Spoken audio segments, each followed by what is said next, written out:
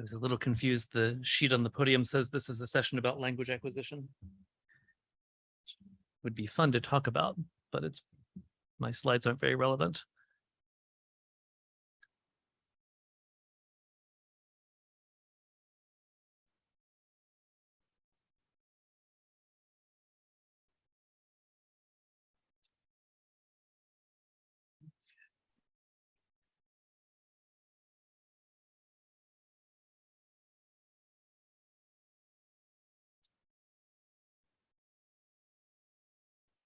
Be stable. There we go.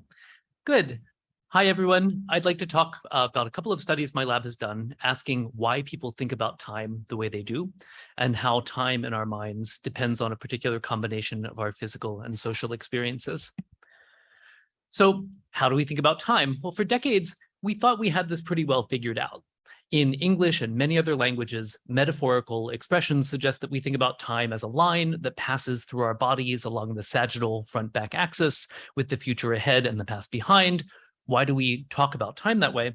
Well, according to one conjecture, this way of talking arose because of the way our bodies are constructed and consequently the way they shape our experiences of motion. Our bodies have an intrinsic front. Our fronts are very different from our backs. And our eyes, our hands, our feet are all oriented toward the front. So as we walk along a spatial path, the places we'll travel to in the future lie literally in front of us. The places we've already been lie literally behind us. This story is consistent with the fact that English speakers would never say something like this, that the past is to the left or the future is to the right. And yet we have lots of evidence that in addition to talking about time sagittally, and in some cases thinking about it that way, that we think about time as unfolding along a lateral left-right axis with wow, I wonder what's going on here. Come back. Okay, just tell me if it disappears. In Westerners, typically thinking about time as unfolding with earlier events on the left and later on the right. Why? Well, a suggestion was made many years ago that maybe this has something to do with our reading and writing experience. How would this work? Well, remember the story we just told about the front-back mapping of time. There we go, we'll catch up. We can tell an analogous story about a correlation through space and time when we're reading or writing. As we make our way across the page, we experience each line of text or each page of a book with our attention on the left at an earlier moment and our attention on the right at a later moment, moving through space and time laterally during the act of reading or writing. Could reading experience explain why we have the mental timelines that we have? We'll never know. Oh no, here it comes back. Well, Roberto and Bottini and I investigated this question a few years ago using what's now a very common kind of space-time reaction time task, analogous to a snark effect task. You press the right button, in this case. Wow. We'll just hope that it stays there. The right or left button to indicate whether a phrase that you see on the screen refers to the past or the future. And when Westerners are presented with standard orthography like this, they are faster to use the left button to judge that the phrase refers to something in the past, the right button to judge that the phrase refers to something in the future. However, if we expose them to a few minutes of mirror reversed writing, we reverse the correlation between space and time in the act of reading. Now, or for each phrase, we allocate our attention first to the right and move to the left. The later time is now on the left. After about 5 minutes of exposure to mirror reversed writing like this, we find that the mental timeline is completely reversed. Now people are faster to hit the left button for future phrases and the right button for past phrases, indicating that reading experience is sufficient to cause the mental timeline to unfold in one direction or the other. But pulling the lens back for a moment, here's the idea that guides this work on how we spatialize time and why we spatialize it the way we do. What determines the direction of the mental timeline and also, by extension of lots of other mental metaphors, an answer that Ben Pitt and I gave, we call the correlations and experience principle. Abstract domains are spatialized in our minds. However, we encounter them spatialized in our experience of the world. Now, the whole story gets a little more complicated. We posit that this core principle operates on multiple timescales and at multiple levels of a hierarchy of representation. The bigger theory is something Roberto Bottini and I called hierarchical mental metaphors theory.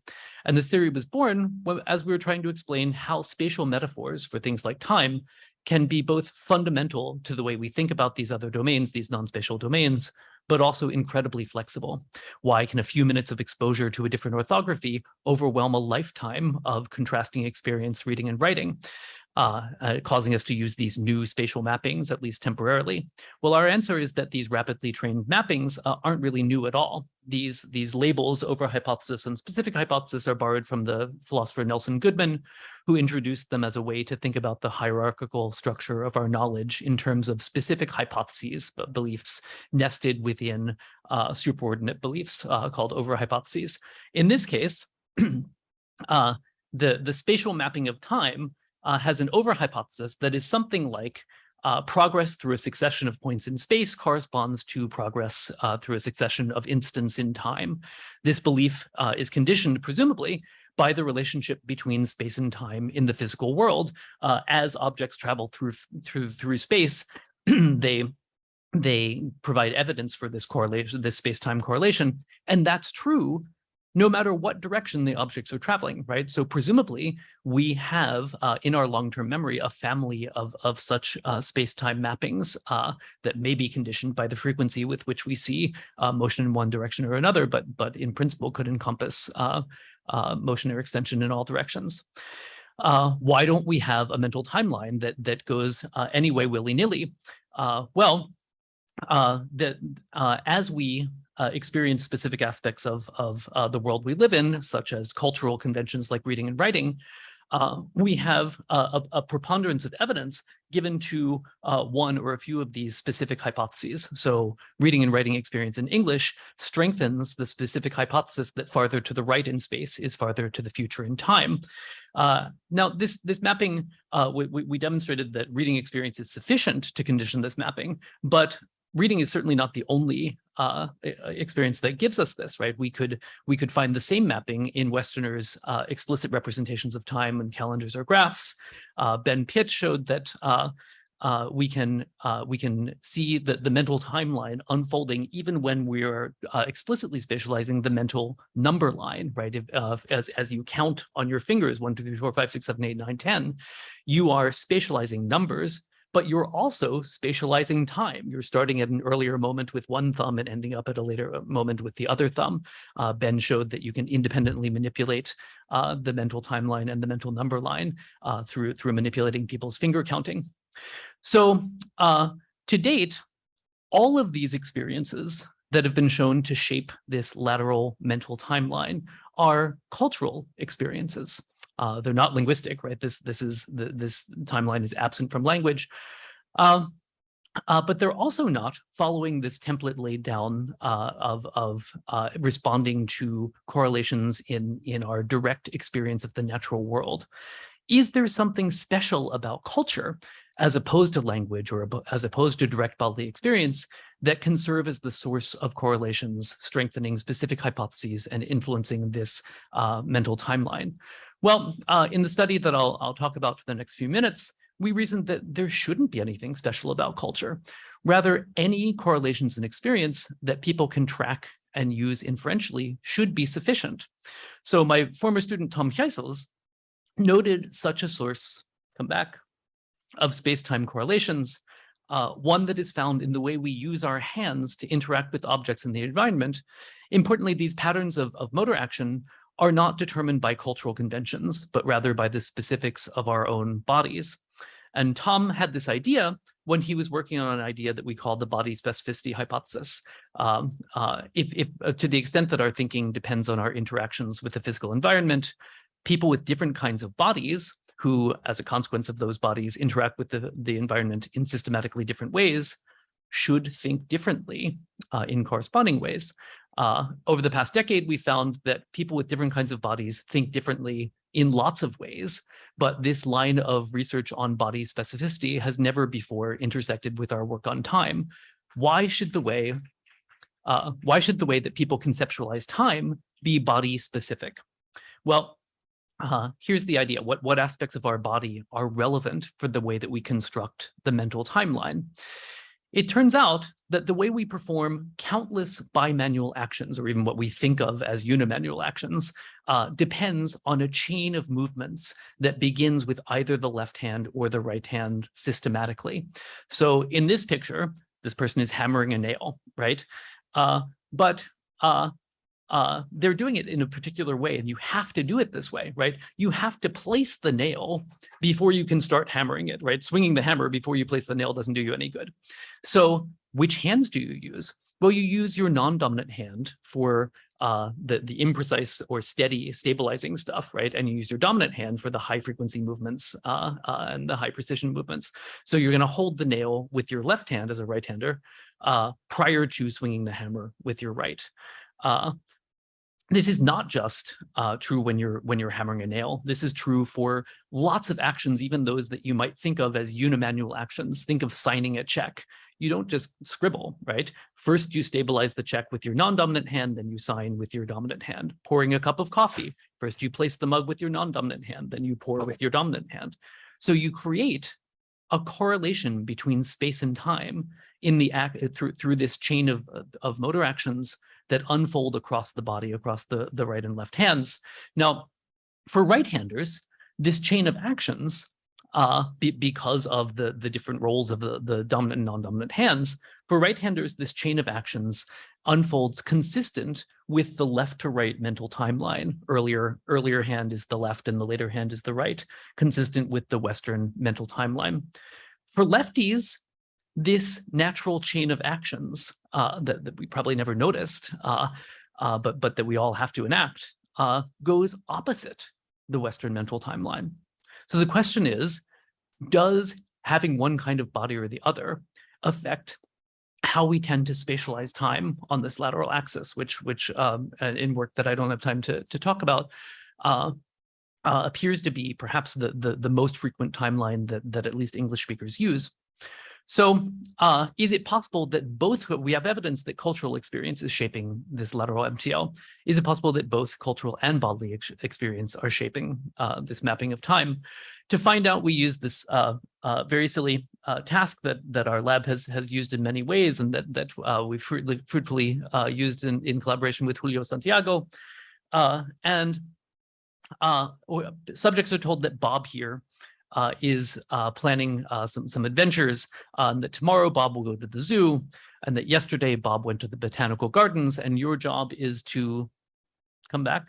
Your job is to indicate which of these boxes best represents things that will happen tomorrow, like going to the zoo, which represents things that happened in the past, like going to the gardens. And what do we predict? Well, if both culture and body matter, right? Our subjects, these are national samples of Turkers in the US. Our subjects are Westerners. So culture suggests that they should have a left to right mental timeline. And in fact, we've done a bunch of these experiments through the years, and in general, we know that on average people do. But for right-handers, motor experience, this chain of actions, is consistent with their cultural experience, and this should be strengthening the left to right mental timeline.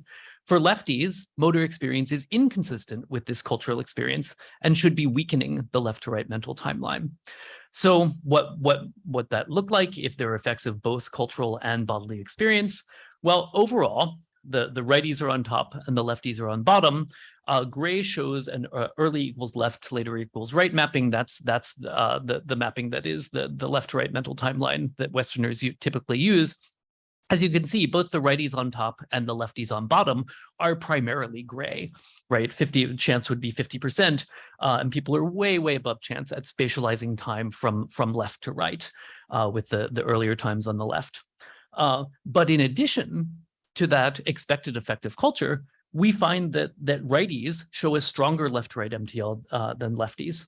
Now, this was the first experiment, and this was a pretty big sample, but this was pre-registered. We wanted to make sure that we weren't fooling ourselves.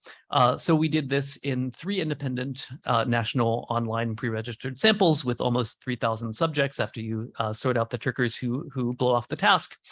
And we find overall the same pattern where we see the left to right MTL overall in both groups, but the strength is modulated as we would expect if people's MTLs are influenced by this chain of action that either reinforces or works against the culture-based MTL. So to wrap up, it's natural to assume that using a spatial metaphor means using a metaphor in language. Sometimes it does, but actually mental metaphors dissociate from linguistic metaphors in lots of ways on lots of timescales. This means that different people who may all use the same metaphors in language might be thinking about time differently, and that you at any moment might be talking about time one way and thinking about it another way. So evidence for this lateral mental timeline, which is absent from language, suggests that this space-time mapping is conditioned, at least in part, by culture-specific artifacts and practices. This has been known now for some time. What we add is that it is also conditioned by body-specific patterns of motor action.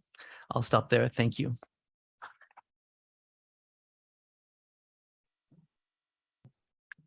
Thank you, Daniel. We have 5 minutes for questions.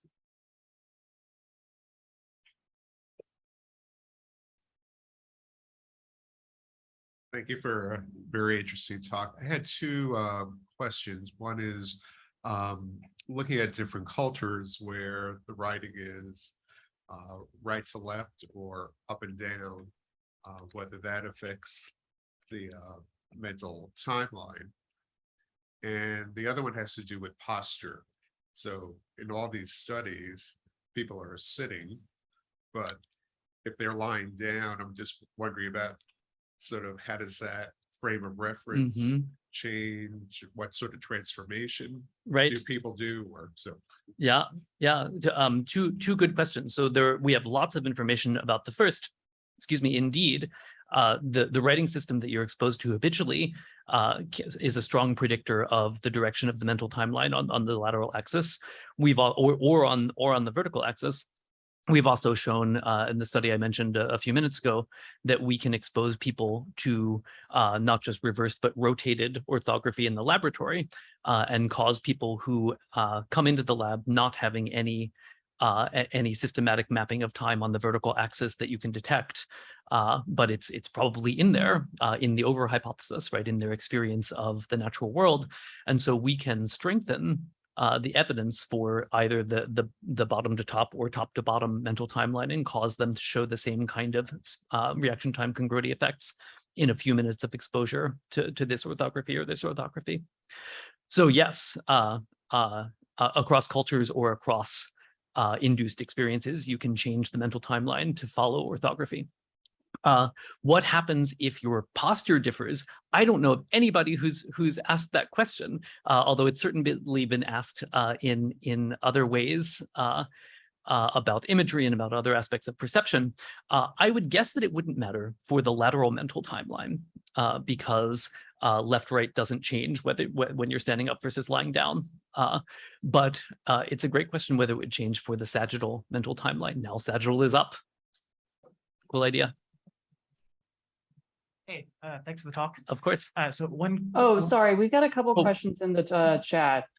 Never mind. Yeah, it's fine. We've got plenty of time. Let's just go back and forth. So this is a question from Safa Andak.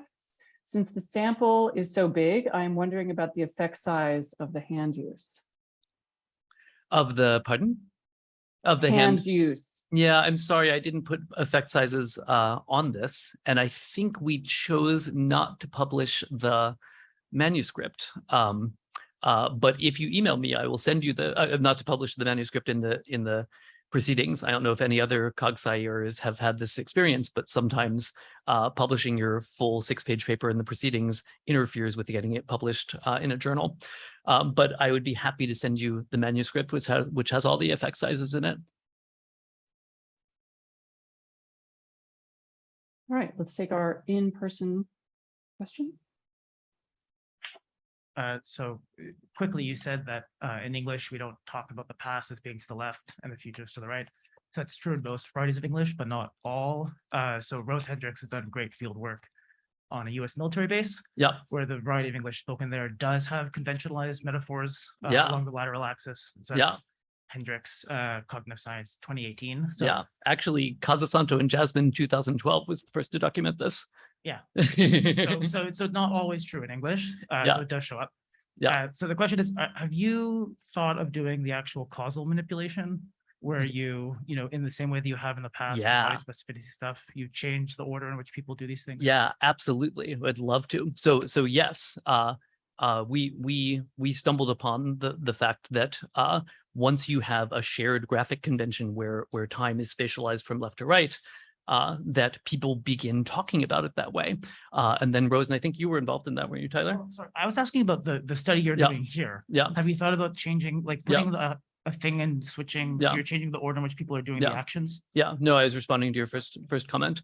That is indeed true, that in communities that share this graphic representation of time and talk about it, they have developed a limited but very systematic vocabulary where you talk about shifting left if your work shift is getting earlier, etc. So yeah, we would love to do the manipulation. Our MO is always, after we've demonstrated a correlation, to make sure that we know what the mechanism is, and we do that by targeting that mechanism and changing it.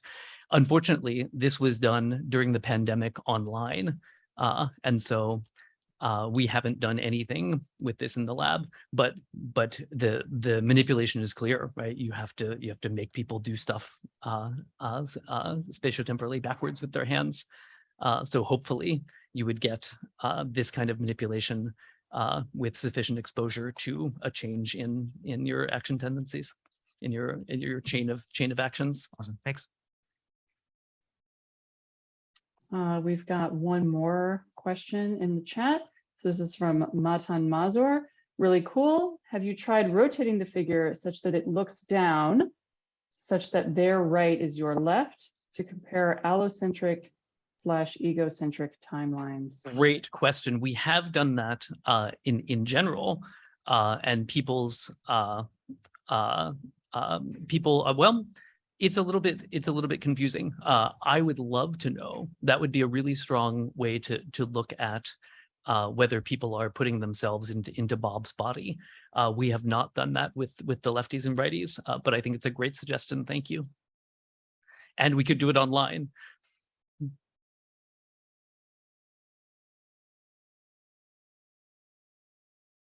Yeah.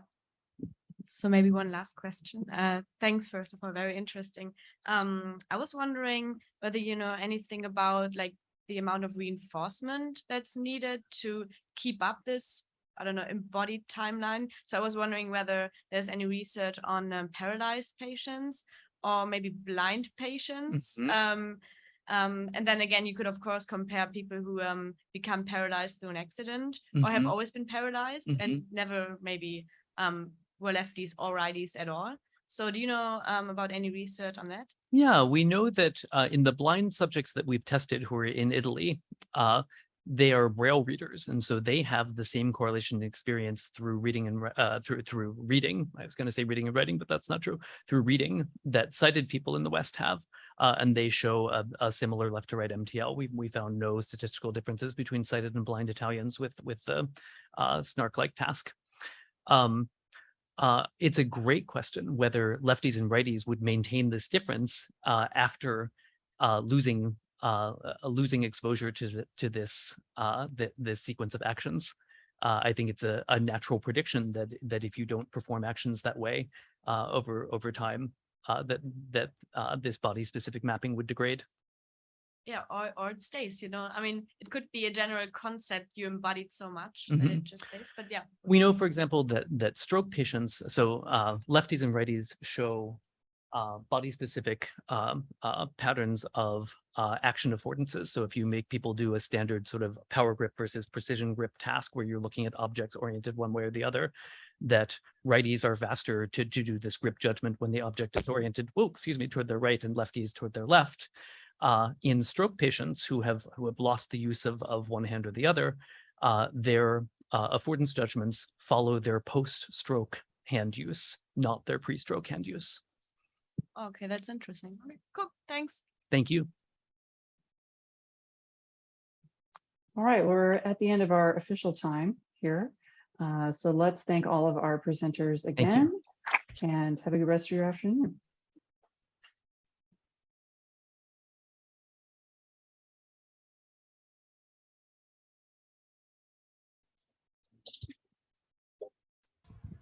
Nice.